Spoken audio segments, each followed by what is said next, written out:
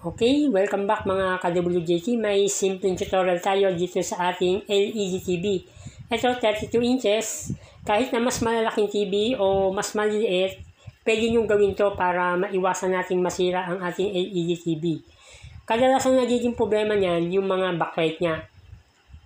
Ito, 2 piraso lang to. Nasa loob nakakabit yan. Okay, kung alam niyo yung sinila nito, sigurado medyo mabigat. Pero kung mas mga malalaki pa, mas maraming ilaw, mas mataas ang presyo. Okay? Meron man tayong iba na nagiging problema din, yung motherboard. Kadalasan na nagno-no power. Yan, ito yung motherboard. Ito yung backlight. Yan. Madalas yan pagka hinahawakan natin yung mismong back cover. Tsaka yung mismong back casing niya. Yung mismong metal, umiinit yan pagka matagal ginagamit. Na-share ko lang para may idea kayo kung sakaling mag-adjust tayo dito sa remote. Malalaman nyo kung mababawasan nga ba yung init.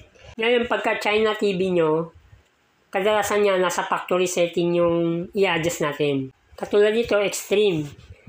Yung mga sinasabi kong China, katulad ng Astron, Pensonic, yung mga hindi masyadong kilalang brand.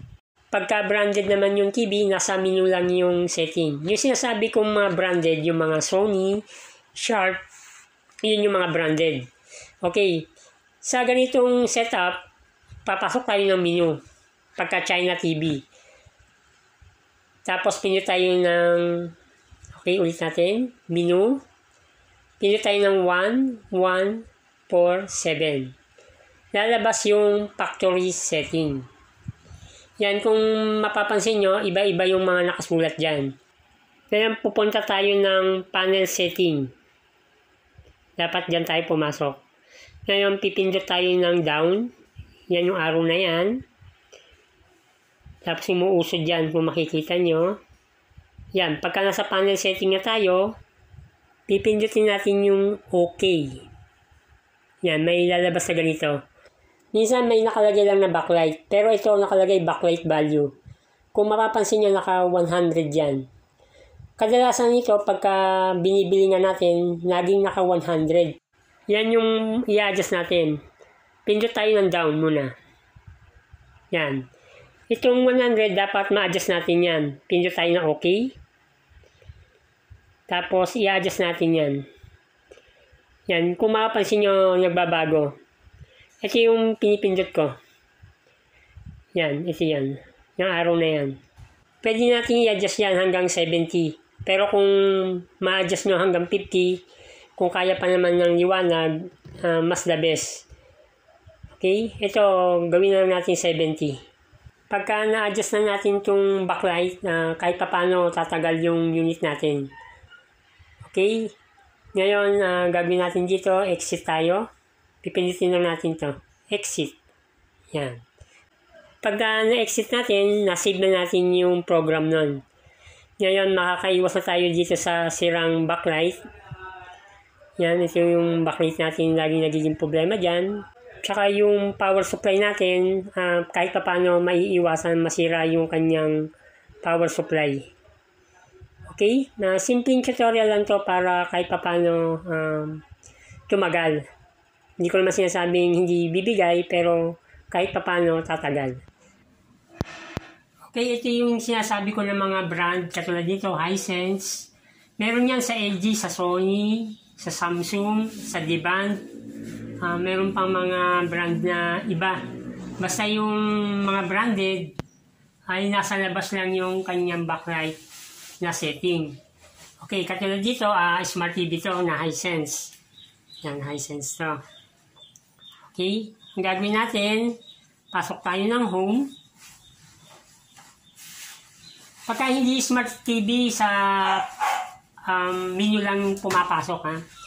Yan, katulad dito, may mga setting siya, di ba? Pagka pinindot natin yan, lumilipat. Dapat nakaset tayo ng setting. Tapos, i-okay natin yung nasa gitna. Yan, may lalabas na ganyan. Sa ganitong brand, yung iba kasi nasa picture mode. Pero ito, papasok tayo ng all. Yan. Pagka na pasok natin yung all, i-pindot tayo uli ng okay. Yan. Kung mapapansin nyo, nandito na yung kanyang backlight. Okay?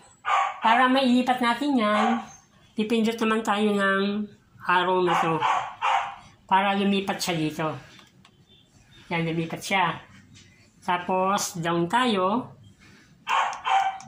Tapos, papasok tayo ng backlight. Pagka naka-backlight na tayo, pipindot ulit tayo ng okay. Yan, kung mapapansin nyo, may naka 100 pa yung kanyang backlight. Huh? Backlight 100. Ngayon, i-adjust natin yan kahit mga 70. Kung kaya pa ng 50 to, mas maganda. Okay. Ngayon, pagka ilipat natin, down tayo. Yan, kung mapapansin nyo, lumipat siya dito. Sabay, pindot tayo nito, yung arrow na to. Ibig sabihin na bababa na ating backlight. Kaya kung mapapansin nyo, nagbabago na. Kaya kung dito na-adjust na rin siya. Set natin siya ng mga 70 man lang. Yan, 70. Okay. Tapos, pagka na-adjust na natin yan, i-exit tayo. Yan, ganyan lang yung gagawin natin para tumagal yung ating LED TV.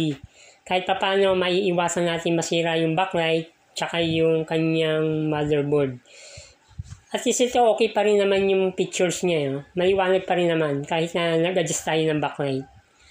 Okay, maraming salamat po sa inyong panonood.